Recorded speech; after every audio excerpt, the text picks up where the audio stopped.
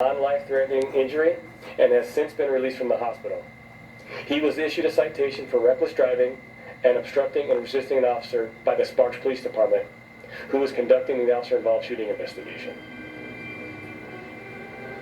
All right, what went wrong here, right? I guess you've got the sheriff's office, some deputies, Reno police there, two different departments, but you've got a deputy firing a taser and hitting one of the officers, and the officer accidentally fires his gun, shooting the suspect.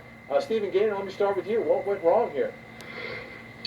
Well, circling the suspect with a live gun, and he could have shot the other officer on the other side when he pulled that trigger. I mean, they've circled around this gentleman.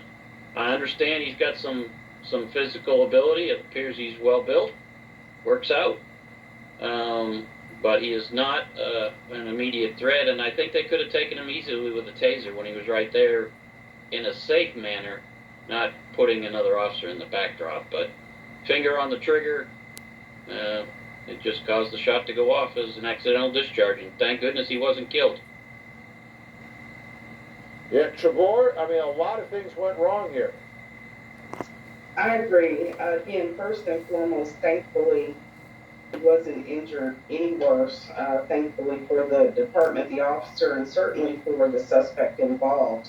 And what you have here is a very simple explanation. It's a sympathetic response to the officer being shot by the taser.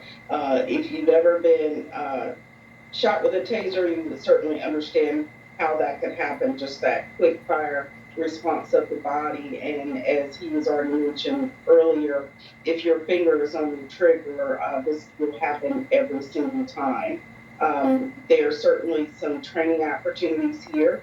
We know that the officer did not intend to discharge a firearm. I think that they were using force necessary to try and effect an arrest by use of the taser, which was certainly appropriate.